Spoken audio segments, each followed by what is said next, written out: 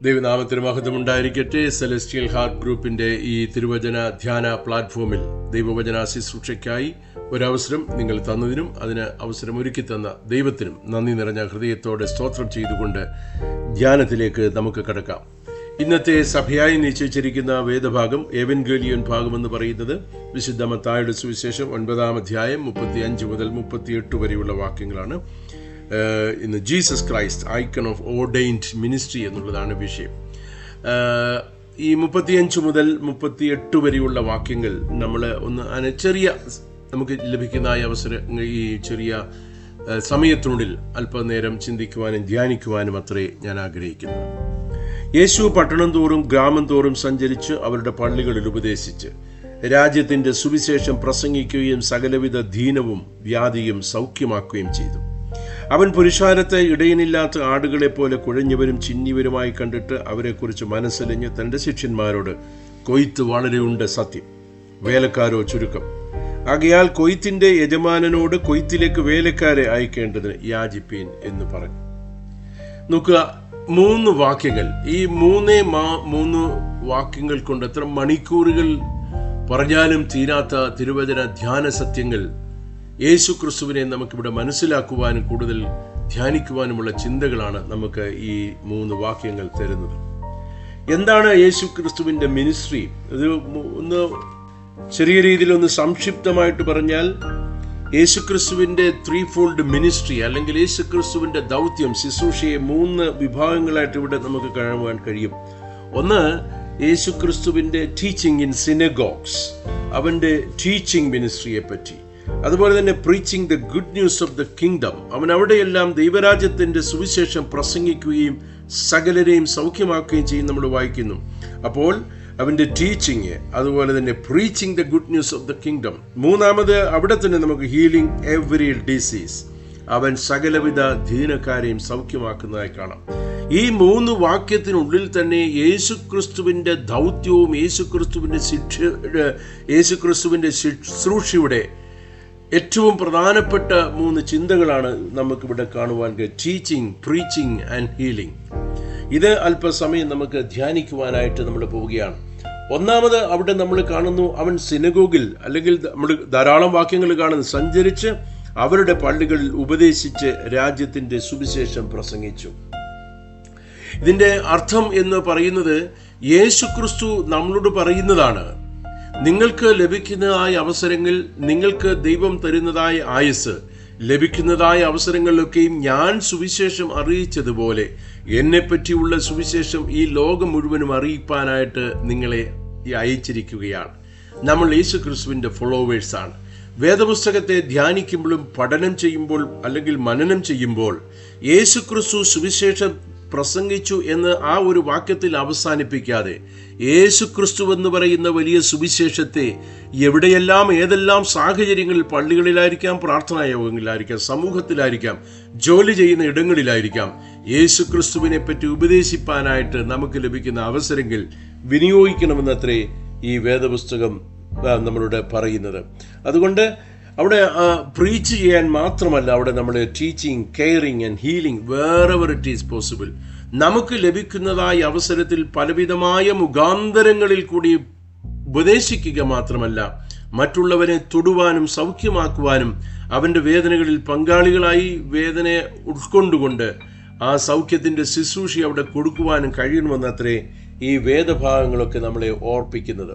അപ്പോൾ ഈ 35-ാമത്തെ വാക്യത്തിൽ നമ്മളോട് പറയുന്നത്, നമ്മൾ ആയിരിക്കുന്ന സ്ഥലങ്ങളിൽ അവന് സുവിശേഷം പ്രസംഗിക്കുവാനും സകലവിധ ദീനവും വ്യാധിയും സൗഖ്യമാക്കുകയും ചെയ്തു. സൗഖ്യമാക്കുവാൻ കഴിവുള്ളവനാണ് കർത്താവ്. ആ സൗഖ്യമാക്കിയ കർത്താവിൽ വിശ്വസിച്ചുകൊണ്ട് വേദന അനുഭവിക്കുന്നവരുടെ മധ്യത്തിലേക്ക് കടന്നു ചെല്ലുവാനും ആ സൗഖ്യത്തിന്റെ ശുശ്രൂഷ ചെയ്യുവാനും നമുക്ക് കഴിയുമെന്ന് ഇത് ഓർമ്മപ്പെടുത്തുകയാണ്. നമ്മൾ അവരെ ഒന്ന് തലോടുക, അവരുടെ പ്രയാസങ്ങളുടെ മധ്യത്തിൽ കൂടെയിരിക്കുക, വേദനയുള്ളവരോട് കൂടെ നിൽക്കുന്ന ആ അവസരത്തിൽ നമ്മൾ അറിയാതെ തന്നെ നമ്മുടെ സാന്നിധ്യം കൊണ്ട്, നമ്മുടെ സജീവമായ സാമീപ്യം കൊണ്ട് ആ രോഗിക്ക് സൗഖ്യമുണ്ടാകുവാൻ കഴിയും. ഇതത്രേ വേദപുസ്തകം നമ്മളെ കൊണ്ട് പഠിപ്പിക്കുന്നത്. അതുകൊണ്ട് കഴിവുള്ളിടത്തോളം മേഖലകളിൽ ലഭിക്കുന്ന അവസരങ്ങളിൽ യേശുക്രിസ്തുവിനെ പ്രസംഗിക്കുവാനും ഉപദേശിക്കുവാനും സാധിക്കണം. 36-ാമത്തെ വാക്യത്തിൽ അവൻ പുരുഷാരത്തെ ഇടയനില്ലാത്ത ആടുകളെ പോലെ കുഴഞ്ഞവരും ചിന്നിവരുമായി കണ്ടിട്ട് അവരെക്കുറിച്ച് മനസ്സലിഞ്ഞ് തന്റെ ശിഷ്യന്മാരോട്. ഒരു മനസ്സലിവിന്റെ യേശുവിനെ നമുക്ക് ഇവിടെ കാണുവാനായിട്ട് കഴിയും. When Jesus saw the crowds, he felt compassion. പുരുഷാരത്തെ കണ്ടതോടുകൂടി അവൻ മനസ്സലിവുള്ളവനായി മാറുകയാണ്. അവരുടെ വേദനകൾ കണ്ടിട്ട് മനസ്സലിയുന്ന ഒരു കർത്താവിനെ നമുക്കിവിടെ കാണുവാനായിട്ട് കഴിയും. ആ വാക്യത്തിൽ തന്നെ പറയുക, നിമിഷ നേരം കൊണ്ടാണ് അവിടെ അവന്റെ ഭാവത്തിൽ വ്യത്യാസങ്ങൾ ഉണ്ടാകുന്നത്. അവരെക്കുറിച്ച് മനസ്സലിഞ്ഞു. എന്തുകൊണ്ടാണ് അവരെ മനസ്സലിഞ്ഞ് നമുക്ക് കാണാനായിട്ട് കഴിയും?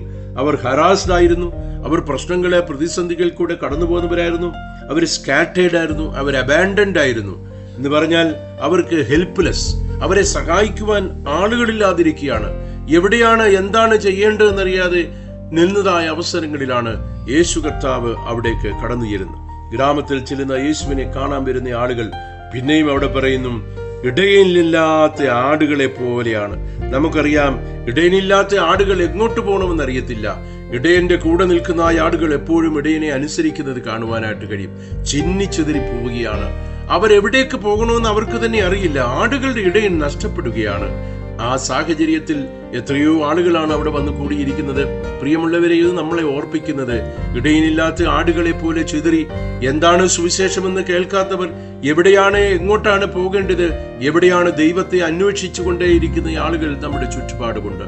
ജീവനുള്ള ദൈവത്തെ, സൗഖ്യമാക്കുന്ന ദൈവത്തെ, മനസ്സലിവുള്ള ദൈവത്തെ കാണിച്ചു കൊടുക്കുവാൻ ദൈവം നമുക്ക് അവസരം തരുമ്പോൾ ചിതറിപ്പോകുവാൻ ഇടയാക്കരുത്. അവരെ കൂട്ടിവരുത്തണം എന്നത്രേ പറയുന്നത്. അവർക്ക് നമ്മുടെ ഗൈഡൻസ് ആവശ്യമാണ്, അവർക്ക് നമ്മുടെ സംരക്ഷണം ആവശ്യമാണ്, നമ്മുടെ പ്രൊട്ടക്ഷൻ ആവശ്യമാണ്. അവർക്ക് വേദനയുടെ മധ്യത്തിൽ കൂടെ കടന്നു പോകുമ്പോൾ നമ്മുടെ വലയത്തിൽ നമ്മുടെ സുരക്ഷിതത്വം അവർക്ക് ആവശ്യമുണ്ടെങ്കിൽ കൊടുക്കുവാൻ അത്രേ പറയുന്നത്. 36-ാമത്തെ വാക്യം നമ്മൾ ധ്യാനിക്കുമ്പോൾ നമുക്കവിടെ അത് കാണുവാനായിട്ട് കഴിയും. മനസ്സലിവുള്ളവരായി തീരുക. The compassion of Jesus Christ, Yesu ക്രിസ്തുവിന്റെ കമ്പാഷൻ, ആ യേശുവിന്റെ ജീവിതാനുഭവങ്ങൾ കൂടി നമുക്ക് ലഭിക്കുമ്പോൾ, ആ കമ്പാഷൻ മറ്റുള്ളവരിലേക്ക് കൊടുക്കുമ്പോൾ ചിതറിപ്പോയവർ ഒരുമിച്ച് കൂടുന്നതിന് സാധിക്കും. എവിടേക്കാണ് നോക്കേണ്ടതെന്നറിയാതെ വിഷമിച്ചിരിക്കുന്ന ആളുകൾക്ക് ദൈവത്തെ കാണുവാൻ ഞന്നിൽ കൂടെ സാധിക്കുമെന്നത്രേ പറയുന്നത്.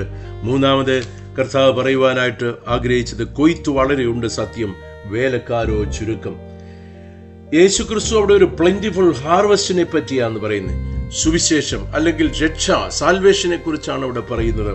എനിക്ക് വേല ചെയ്യുവാനായിട്ട് ആളുകളെ ആവശ്യമുണ്ട്, പക്ഷെ വേലക്കാര് കുറവാണ്. എത്രയോ ആളുകൾ യേശുവിനെ അറിയാതെ, ദൈവത്തെ അറിയാതെ ഈ നശിച്ചു പോകുന്നു. അവിടേക്ക് ഇറങ്ങി പുറപ്പെടുവാൻ നിങ്ങളെ ആഹ്വാനം ചെയ്യാണ്. അവിടേക്ക് ഇറങ്ങിപ്പെടുവാൻ രക്ഷയുടെ സന്തോഷത്തെ അറിയുവാതിരിക്കുന്ന ആയിരക്കണക്കിന് കോടിക്കണക്കിന് ആളുകളുടെ അടുത്തേക്ക് രക്ഷയുടെ സന്ദേശം അറിയിപ്പാൻ എന്നെയും നിങ്ങളെയും അയച്ചിരിക്കുകയാണ്. സുവിശേഷ വേലയെ പറ്റിയാണ് പറയുന്നത്. വേലക്കാരോ ചുരുക്കമാണ്. വർഷം 2000 കഴിഞ്ഞു, എന്നിട്ടും ഇപ്പോഴും വേലക്കാര് ചുരുക്കമാണ്.